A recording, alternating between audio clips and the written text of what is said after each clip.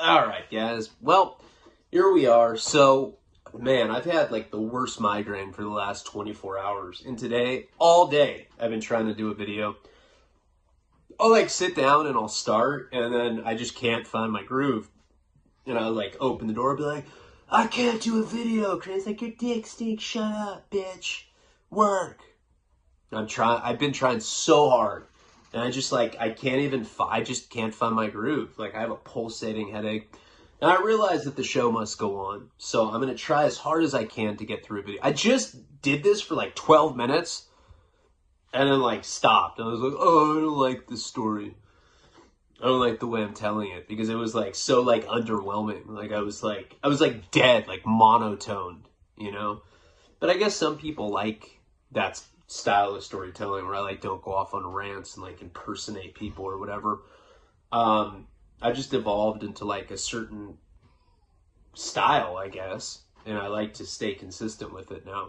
But it's been really hard for me. It's like I have like a sinus infection, and I just have this horrible headache. It sucks, you know? And Karina has to like run errands, and I'm like, no, I have to do a video first because I want to get it out of the way, and I just haven't been able to. So we're going to try. We're going to get into it right now. Like, comment, subscribe. Check out patreon.com/RyanLeone. Date's January 19th. Inauguration Day is tomorrow. I'm pointing that out just to show like how far in advance these videos come out on Patreon compared to YouTube. Not that I'm not grateful for everybody that I have on YouTube. I'm just saying to try to encourage you to get onto Patreon. I release these videos a lot earlier on that platform than I do on YouTube. So anyway, that's my weak ass intro that I've done like 200 times today. I'm going to try to just get it done. I don't even care. Like, if this is not a good video, I apologize. Like, I'm trying as hard as I can, even though I feel like absolute shit.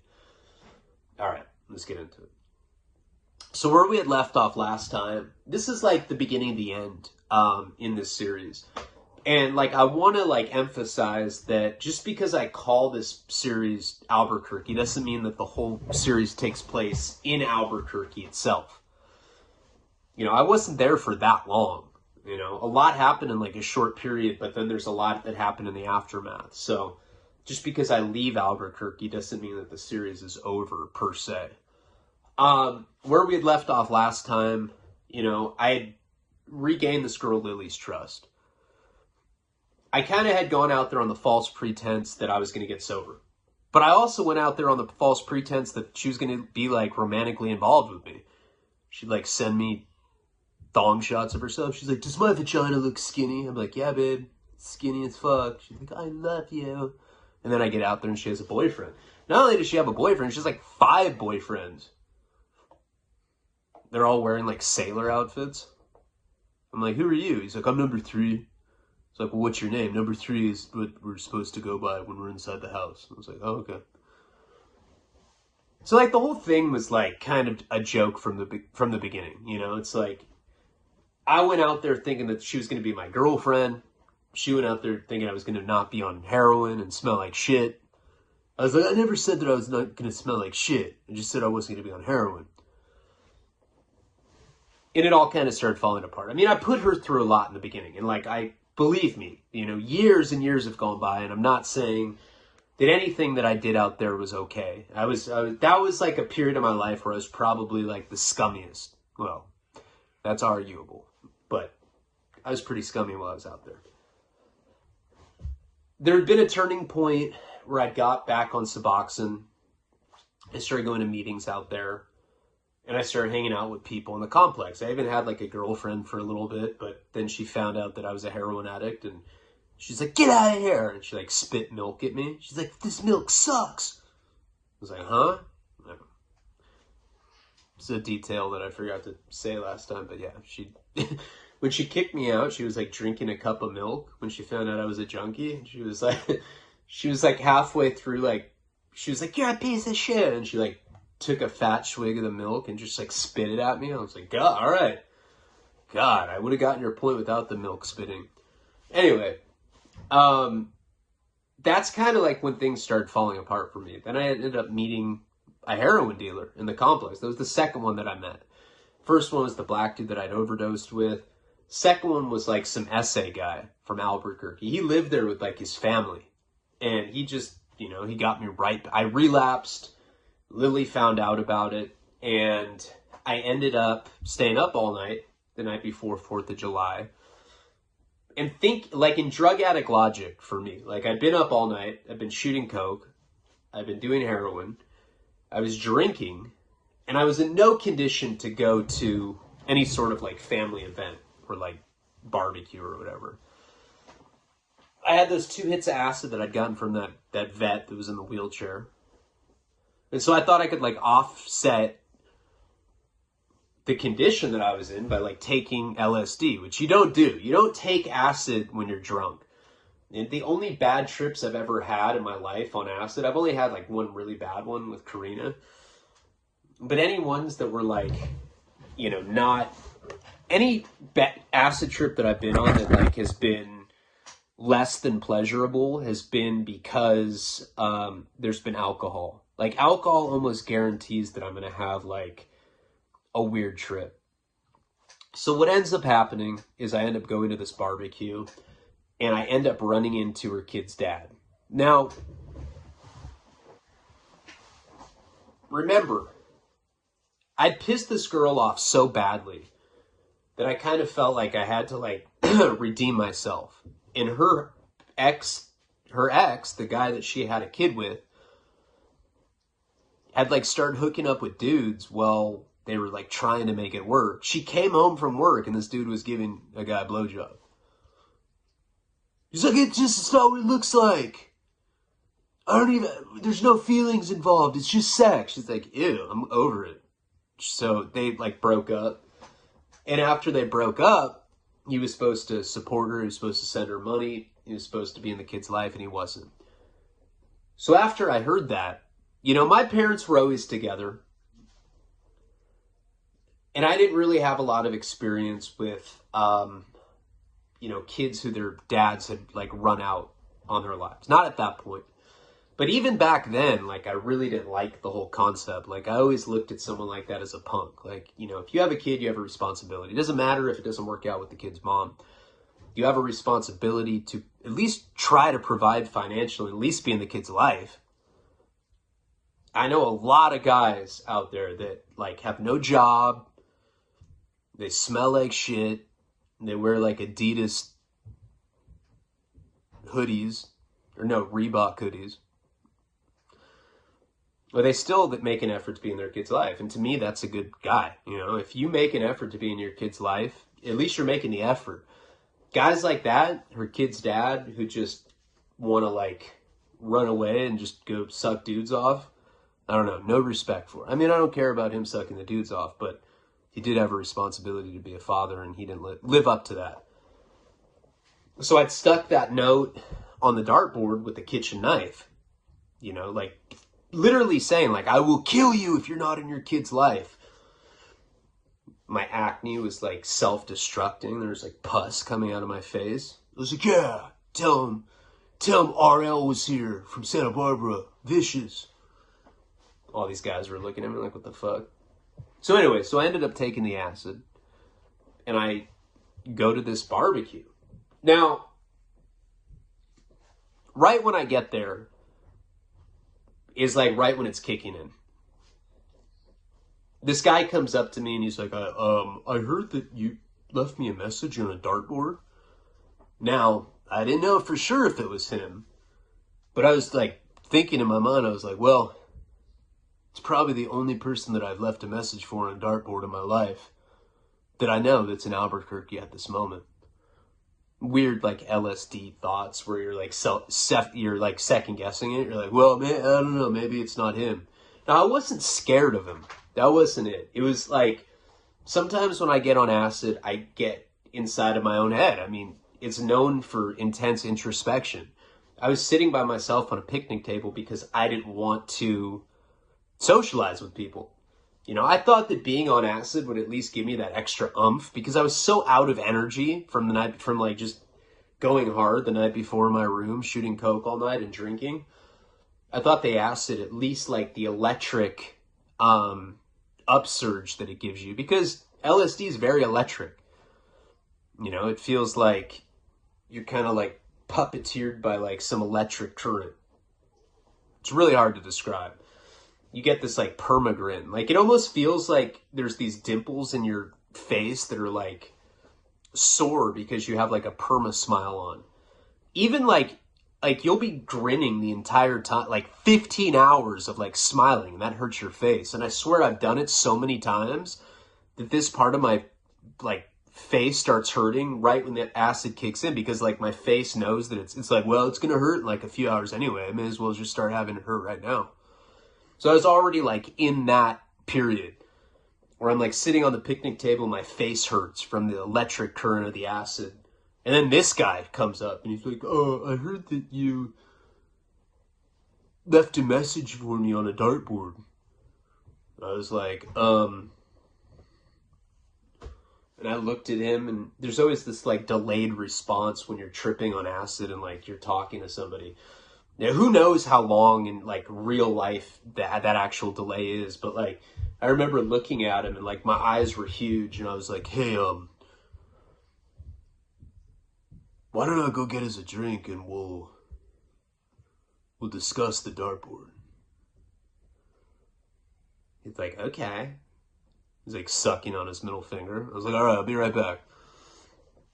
I'm just kidding about the middle finger. But anyway, so I go to this other table, and there's like watermelon slices. There's like little like ranch, like single ranch, you know, the little cubes with ranch that you can like dip celery and carrots in.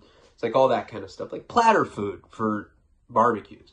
There's also a bunch of like hard liquor there. And I go and I pour a drink.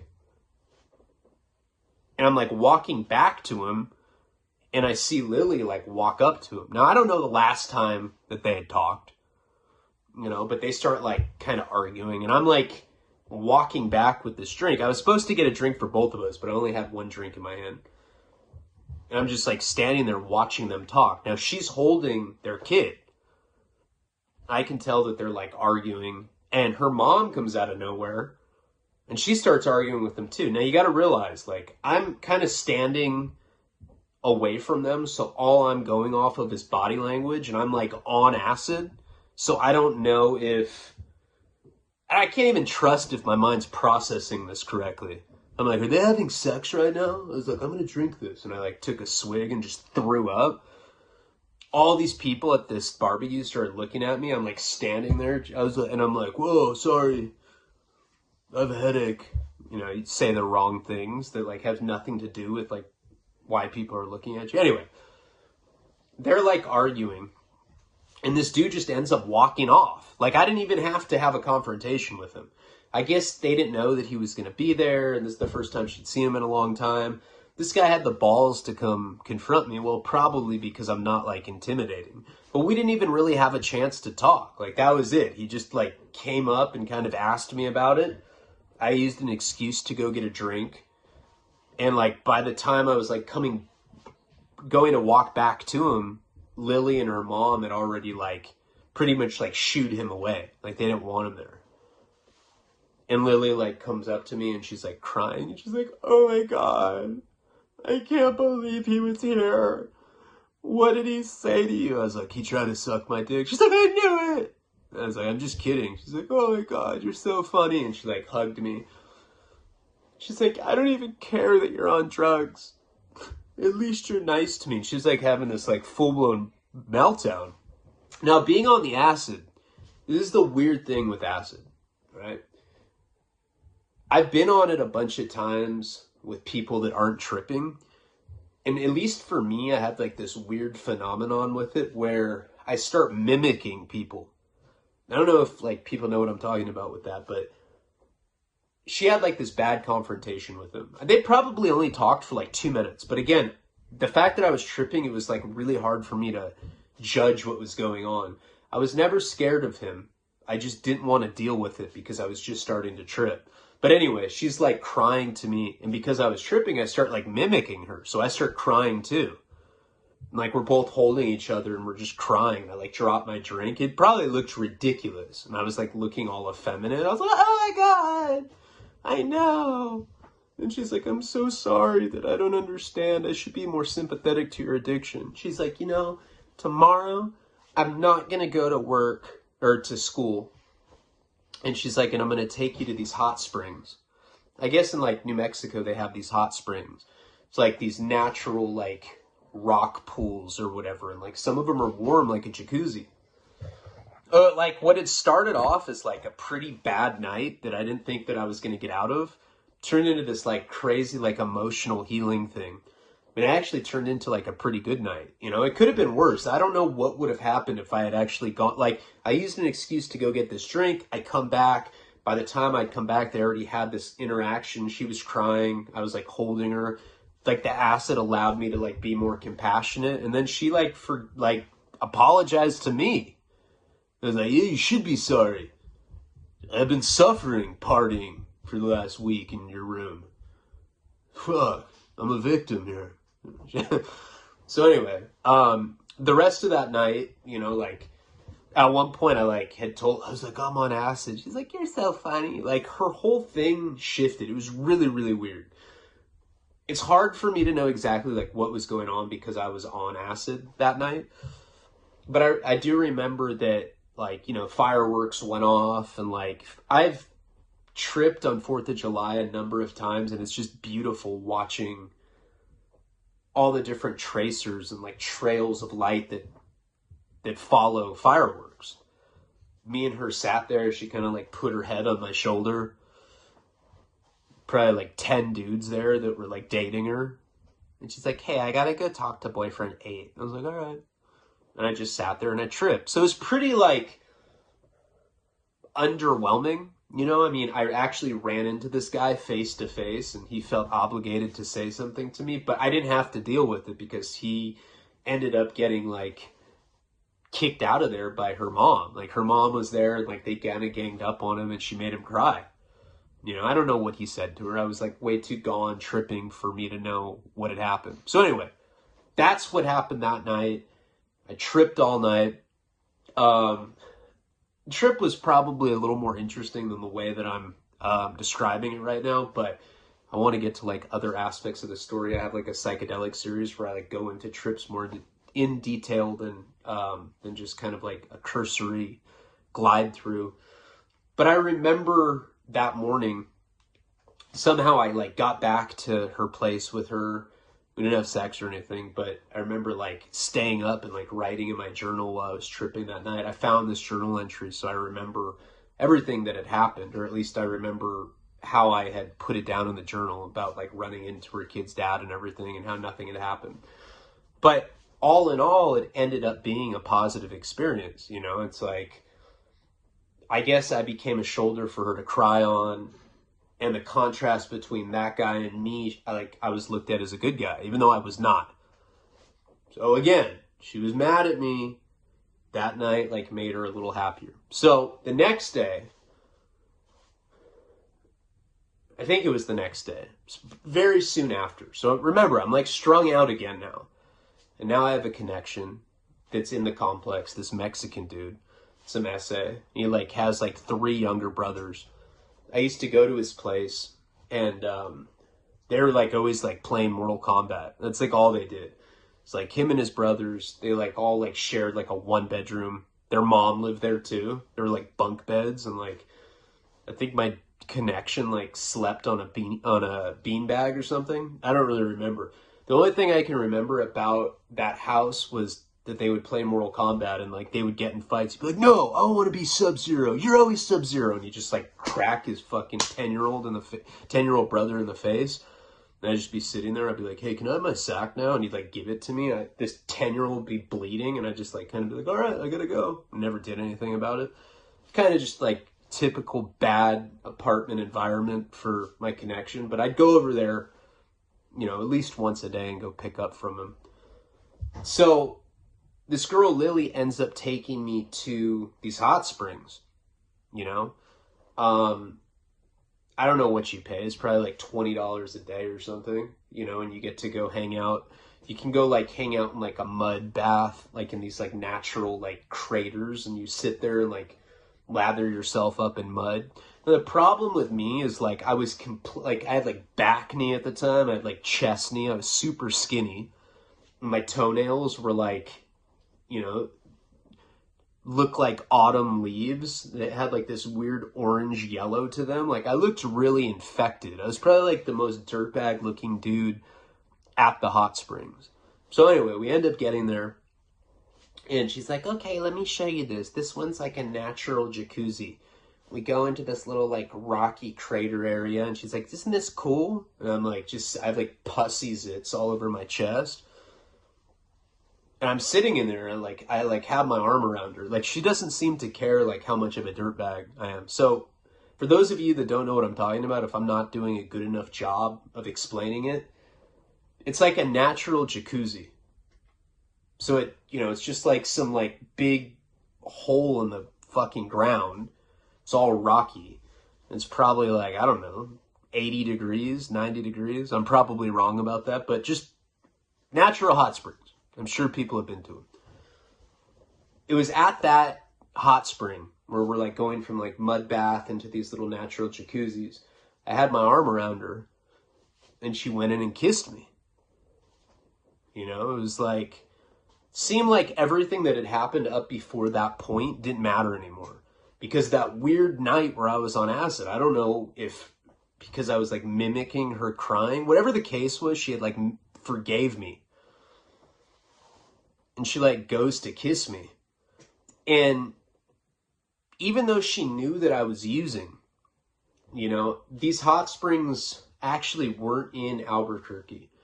It was like an hour and a half away. Whatever the case was, I hadn't done a shot for a while. You know, I wasn't like full blown dope sick, but I like couldn't get away from her to do a shot. And so we're sitting in this like natural hot spring jacuzzi or whatever, and I have my arm around her and she goes to kiss me and I like kiss her back. And so now like, you know, this is a public area. There's other people around and everything, but we're kind of like making out in these hot springs and I'm starting to get a little dope sick, you know?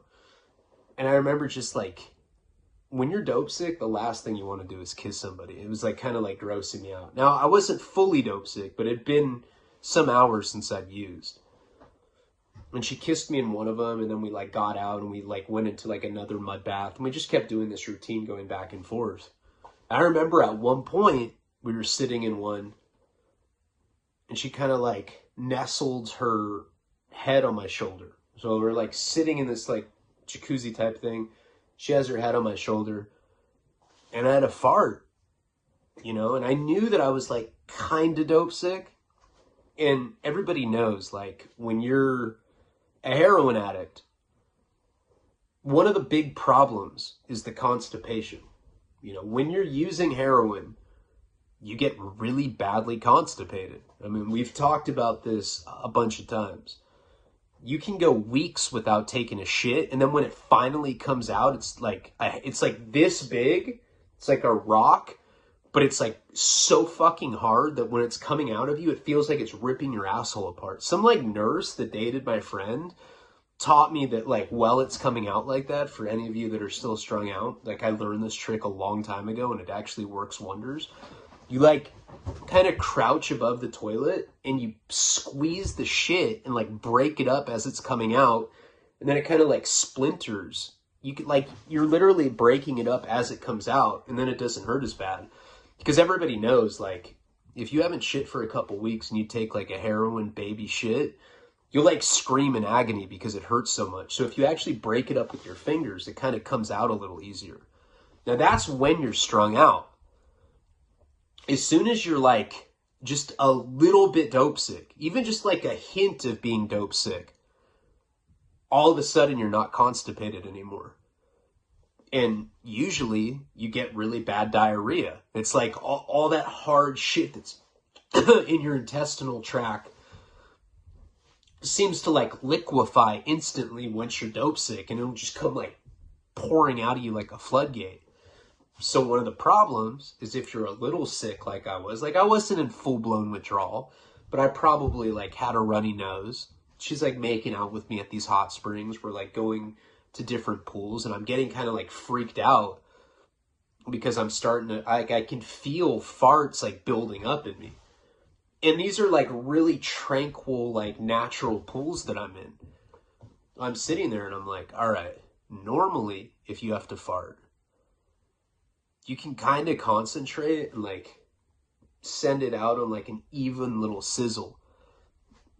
And it'll like come out like unnoticed. Now, you know, once in a while you try that in public and it's like, and you're like, oh. And you like try to act like it's not you. That's the worst. That's happened to me before. Now, when you're a heroin addict, though, it's a completely different thing. Because you don't have that control anymore. And like sometimes it feels like you're just like pushing a little bit of air out. And you go to fart and like just a huge like shitty stream of phlegm just projects out of your asshole. It's like, it's like a jellyfish of like light brown shit. Like sneezy phlegm. Sorry, I don't know why I'm getting so into this right now. But anyway, this is what happens. So I'm sitting in this pool. She puts her head on my shoulder. And we'd already kissed. And I already felt weird about it. Because I wasn't feeling well. You know, like, it was like in that weird limbo where I'd like been constipated for a long time. Now stuff's starting to kind of like move around in my intestinal tract. And I felt one coming on. I was like, oh my God. I tried so hard. But everybody knows, like, you're kind of like, your whole like constitution and your ability to like hold farts is very delicate at this point. Somebody just like the simple act of somebody like putting their head on your shoulder, if it's not done correctly, like if it puts a little too much weight on you, it completely compromises your ability to like manage the fart. And like, if it like, cause you don't know when you're dope sick, you don't know if it's going to actually be laced with shit or if it's just going to be air. And you don't know if it's just going to be some like controlled little stream like that. You know, you may fart and just have complete diarrhea. And I remember her head was weighing on me and it was like making it so difficult, you know, for me to know like if I was going to be okay, but I felt so uncomfortable. And I just went, and I could literally feel liquid coming out of my asshole. Like it felt like mud was escaping me. I was like, oh no. Now, natural hot spring, it's very like clear. Like the water's not murky at all. She had her head on my shoulder, so I didn't like have the ability to look. I'm just going off like what I felt. And I'm like trying to distract her. I was like, hey, are you ready to go? She's like, no, I'm feeling, this is the most perfect I felt in a long time, baby. She starts putting her hand in like down, like kind of sliding it like over my stomach, like grazing my happy trail, trying to like go into my board shorts. I'm like, fuck. I knew that I had shit my pants. Like I was positive about it. Like, I don't know. You could just feel it. It's interesting when you do that when you're like submerged in water because you don't know the damage. You know, like if you're not underwater and that happens to you, you shart, and that, yeah. It's like a fart mixed with a little shit. Like, you know, because you can hear it. There's like an audible, like, liquid rasp to it. Like, you know when it comes out. But when it's underwater, you're only going by feel. You don't know how bad it looks. And now I'm kind of like locked in this position because she has her head on my shoulder. And she goes and she starts touching my dick. And I was like, oh my God. And then all of a sudden she snaps her head up and she's like, ew, what is that? And I look and there's just this like stream of like, looks like mucusy shit. Like the thing we're sitting in is probably the size of a jacuzzi, you know? And there's like this phlegmy wad kind of just like, it looks like a shitty jellyfish. And she just like takes her hand out. She's like, oh my God, is that shit? I was like, that looks like a bird shit. So that's fucking disgusting. Let's get out of here. And she gives me this look. I'll never forget the way she looked at me. It's like she knew. She looked at me and she was just like, I feel like I'm going to be sick. And I was like, whoa. Honestly, I saw some pretty insane wildlife, like up in the canyons before we got here. It wouldn't surprise me if it was just some sort of stealth attack on their part. And she's just like, I gotta go. And she walked away from the area that we were in and kind of like went to where the changing rooms were so that she could probably throw up and think about how she was never going to talk to me again because she was so repulsed. And like, I like got out. I was trying to play it cool, like I didn't do it. And I looked and I just saw this like big ass, I don't even know how to describe it. Shitty jellyfish, let's just say. But I fully shit my pants in this pool while we were kind of like rekindling our romantic connection. And that was definitely the nail in the proverbial coffin at that point. Like, that was it. She could never look at me the same. You know, as much as I tried to blame it on birds or whatever else was like in the area, I think she knew what was going on. She was just about to touch my dick too. I completely ruined that moment. So at that point, you know, I ended up, I'm pretty sure, I can't remember, you know, a lot of this time period for me is kind of blurry, but I mean, of course, stuff like that sticks out. But at some point I got well, you know, and we ended up going back home. I felt like she was gonna kind of take me back into her life at that point, like on a romantic level. And then it would kind of like buy me more slack with her. But shitting in the natural hot springs like that when I was a little dope sick, and I wasn't even fully dope sick. Like if I had been fully dope sick, it could have been a lot worse than that. Because it was a controlled shit, you know, like once I felt it kind of getting away from me, I like stopped. I like pumped the brakes on it. So it could have been a lot worse than that. But I know that after that point, there was like no possibility that we were going to be romantically involved again. Like that was like what killed it. Pretty sure that that was the day after 4th of July, but I don't remember exactly. But I shit myself in this natural hot springs with her. After that point, she started getting really cold with me again.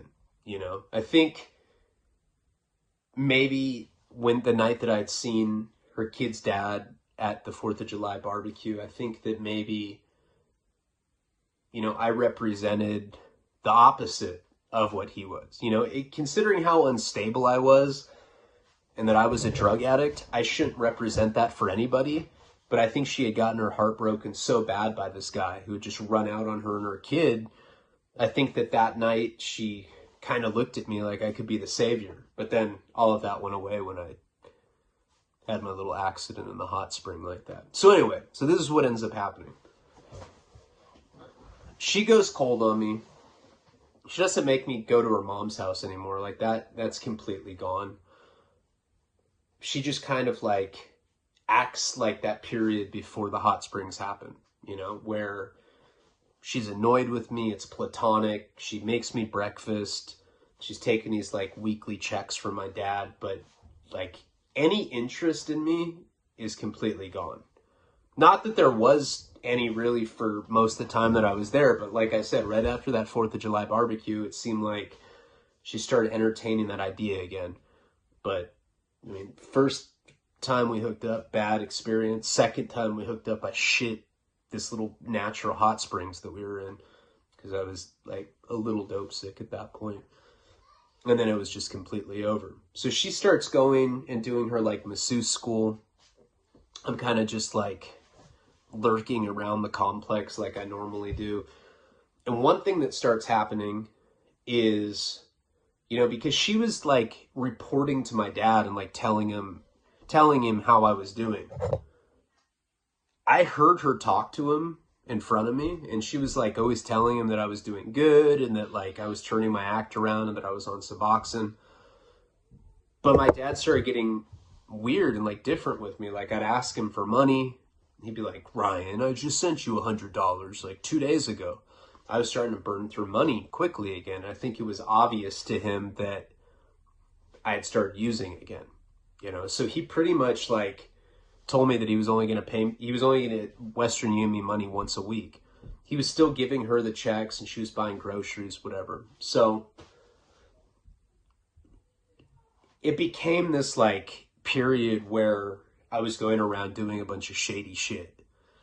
One of the things that I did was they had an indoor gym at her complex. And a lot of apartment complexes in California and other places that I've been have like a Bowflex machine. This place actually had free weights. You know, it had like dumbbells, you It had like weight, you know, interchangeable weights that you could put on like a on like a flat bar. And so I decided to start selling the weights, you know. And back in that time period, I don't remember how I did it. I don't know if Craigslist was around back then. I did it on something online, but I want to say that it wasn't Craigslist. But what I started doing is I started selling dumbbells. You know, dumbbells are actually worth a lot more money than I think people realize, you know. And that was like one of like the very short-lived hustles that I had. I can't remember how I got rid of them, but I know that I was selling them for a while, and I would just like go into the indoor gym there and I'd like take a set, bring it outside, take another set, bring it outside, and then I had a way of selling them on the internet, except I really can't remember how. But anyway, this sort of thing went on for a while where like I tried to sell anything that I could get my hands on. The only thing that I could find from that complex was the indoor weight stuff that they had. And then at one point, that girl Paige, she had lived, like, her apartment had a balcony. And the 3 or 4 days that I was like hooking up with her and staying with her, there was a couple times where I had looked on the balcony and there was like a way for me to like climb up on there. I tried to do that as well, and I couldn't figure out how to do that while I was with her. But